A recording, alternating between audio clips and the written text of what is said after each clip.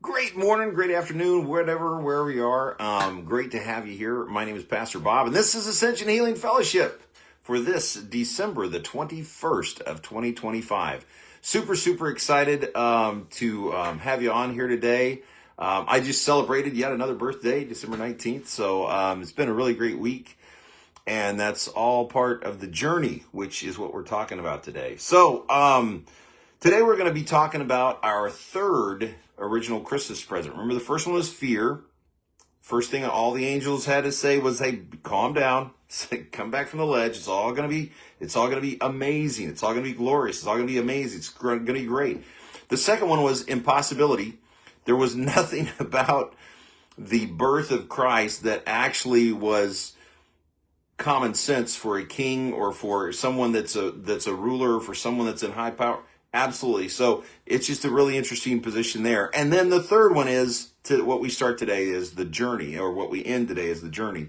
I've been talking about that all week, about the journey of about the journey of the shepherds, about the journey of Mary, Joseph, Zachariah, Elizabeth. We've been talking about all these different journeys. Today we're going to tie it all together. And then we're going to be talking later in the week about what all this means with regard to our last original Christmas present. So, today I want to read two different passages from you from the same chapter. Number one is, the first one is Luke 2, 1 through 3. And this is important because what I want you to see is one simple word, 3 letters, all. In those days, Caesar Augustus issued a decree that a census should be taken throughout the entire Roman world. Now, that was the entire world as far as we knew it at that time. This was the first census that took place while Quirinius was governor of Syria, and everyone went to their own town to register. Now, when I say it was the entire world, yes, there were other tribes and everything that were known, but that was everyone that had a big part to do with this story. We'll talk more about that here in a minute as well. But everyone was going back to register. Everyone was going back to say yes. Everyone was basically being kind of forced into the journey, or at least most were. So, the second passage is also from Luke 2. It's 5 through 7. He went there to register with Mary, who was pledged to be married to him and was expecting a child. You see, part of Joseph's journey was to leave the religiosity of common sense. We're going to talk more about that in a moment as well. But that's what he was doing here. He was doing, no, I think there's a higher calling than what my religious leaders would tell me. While they were there, the time came for the baby to be born. The journey, the birth. Kind of interesting, isn't it? And she gave birth to her firstborn, a son. She wrapped him in clothes, swaddling clothes, placed him in a manger because there was no room for them in the inn. So, I find a lot of things interesting about that, and we're going to go into that. But first, I want us to take a silent moment. We're going to breathe in and say, excuse me, I will take, breathe out, my journey. Breathe in, I will take my journey. And this might be a really good thing to hang on to through the beginning of 2026. All right, you ready? I will take my journey. I will take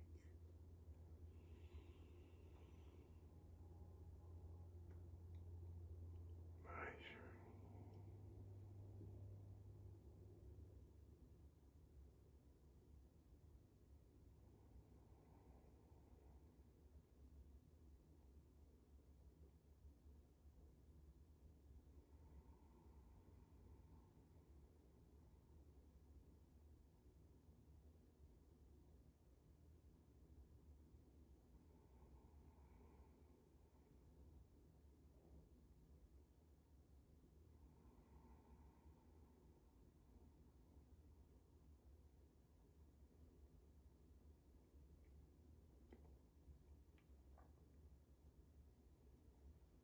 Keeping your eyes closed and keep that breathing going on. I want to share this bit of wisdom with you.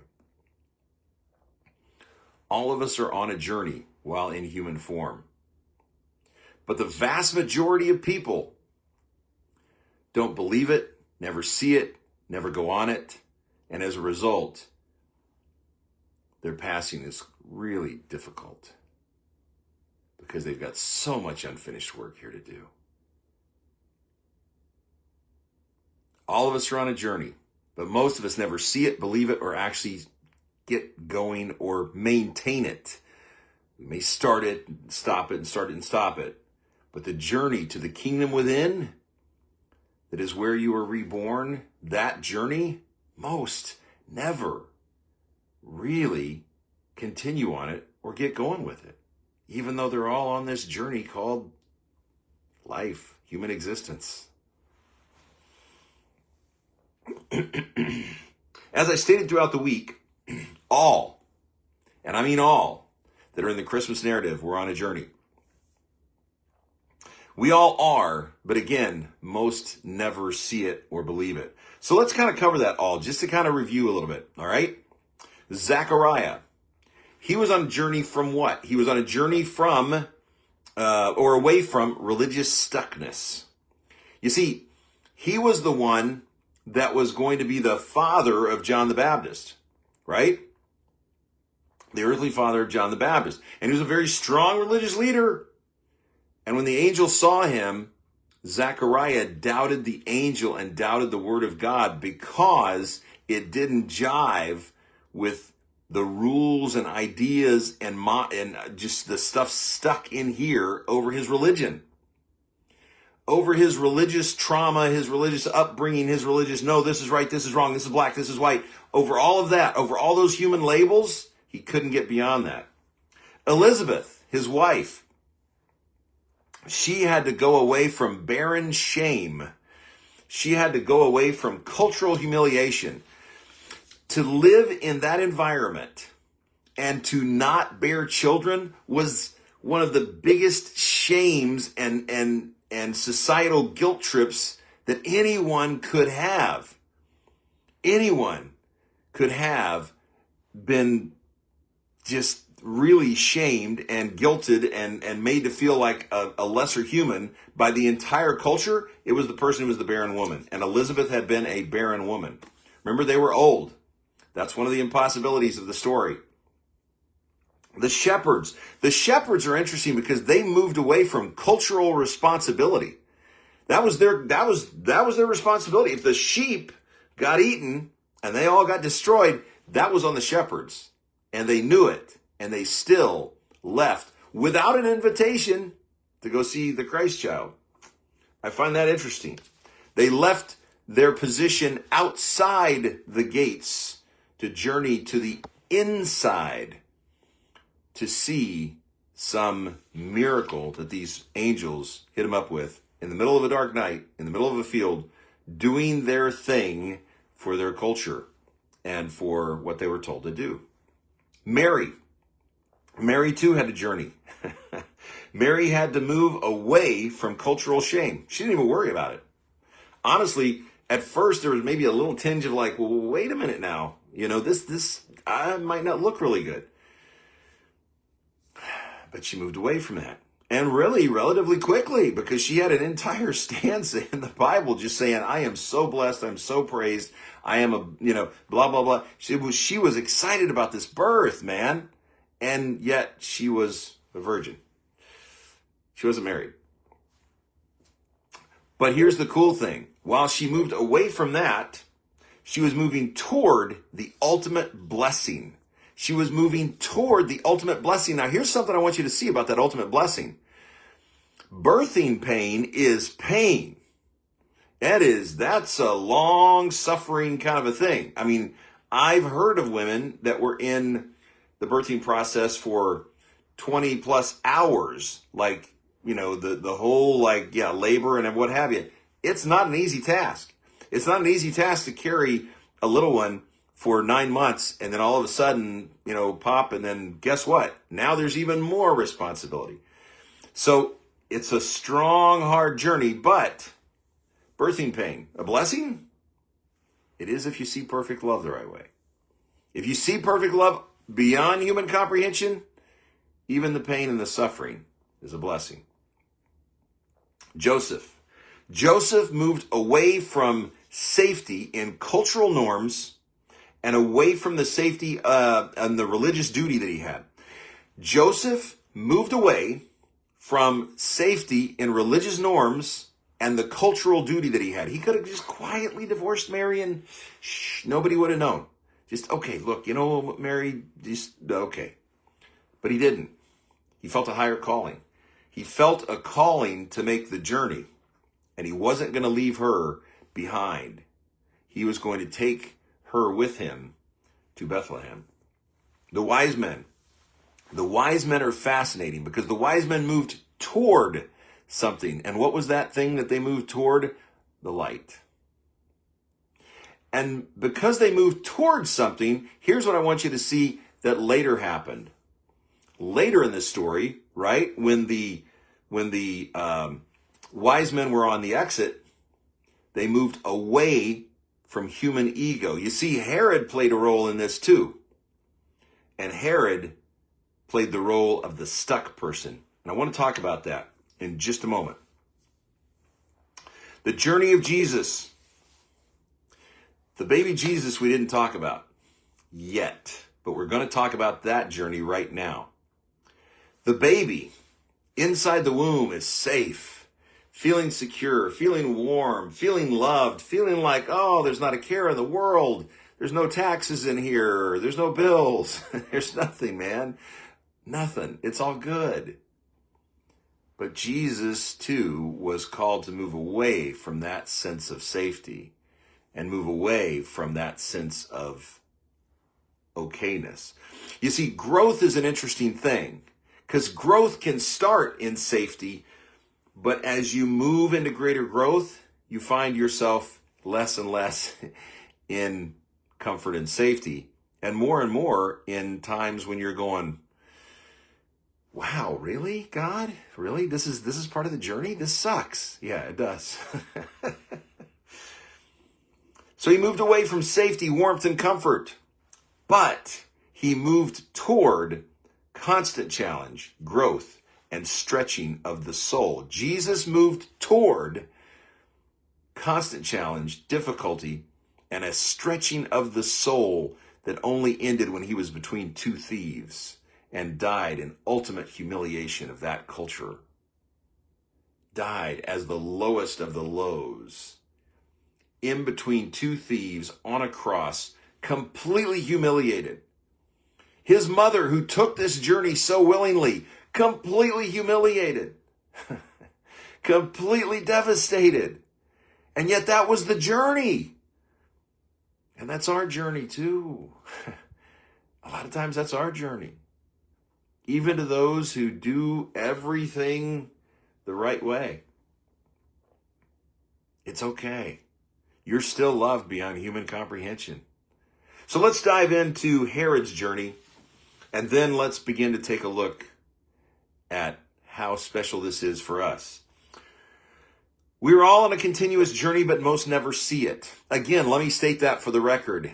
We are all on a continuous journey, but most never get it. They never see it.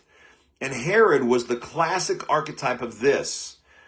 Herod, trying to clutch on to power. He was trying to hang on to power. Herod was stuck in ego base. He never really got the whole rebirth thing because he was so busy trying to hang on to that which is passing through his hands like sand. Earthly power? I don't know if you got the memo, but all of us are going to take a last exhale. And when that last exhale happens, we have zero earthly power. Zero. Absolutely zero earthly power. How is that working for you? But if we go on the journey, that's not so difficult to deal with. And that's what Herod never did, really. As far as we know, he never really went on the journey. Herod was stuck on ego, which continues to worship power, possessions, prestige, and to deny our inner divinity, which is our true identity. He was stuck in false self, which is where most get stuck. Earthly pleasure, earthly palaces, earthly riches, earthly connection. There's nothing wrong with that, but if you get stuck on that and you don't take the journey within, then you never really develop. You never really grow what you're sent here to grow in human form. So let's talk about those who do take the journey. Those who do take the journey are never the same. Let me state that again for the record. Those who do take the journey are never the same. You know, I once heard somebody tell me, Bob, you're going into a war zone. And let me tell you, when you go into a war zone, you're never the same. The person who comes out is never the same as the person who went in. And I wholeheartedly believe it. That is so very true. And the person who goes on their spiritual journey is never the same as the person who started. And that's a beautiful thing. Believe me, that's something that you want. Those who take the journey are returning to their true identity. That's the journey. The journey is your true identity, and your inner divinity is your true identity. You were born divine. There's nothing in the Bible about original sin, number one. Number two, there is nothing in the Bible other than you were knit together in your mother's womb, other than you were a divine creation, you were made in the divine image, on and on and on and on and on. All take this journey.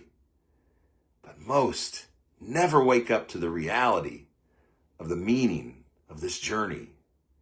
And that journey is to find your inner divinity.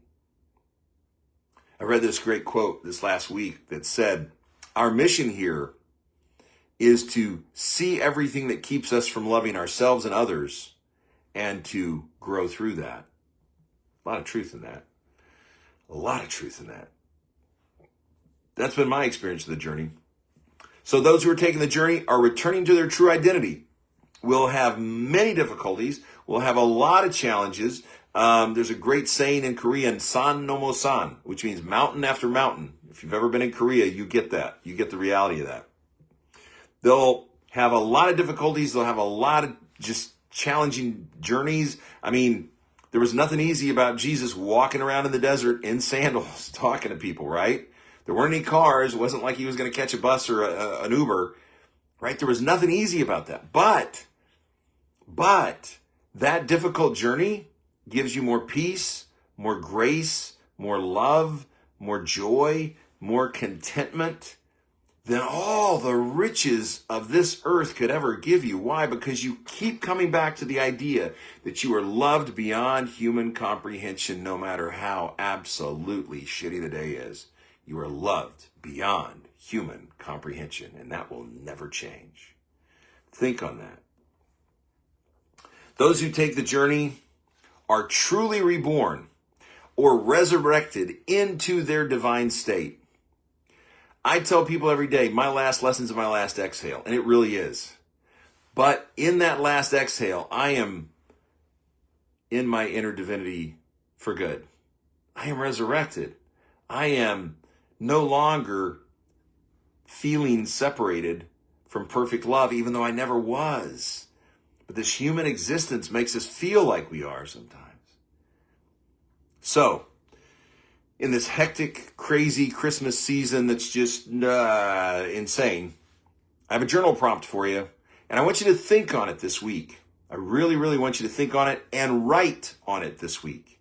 Here's your journal prompt for this week. Are you ready? What journey do I need to take to make my inner divinity? What journey do I need to make to my inner divinity?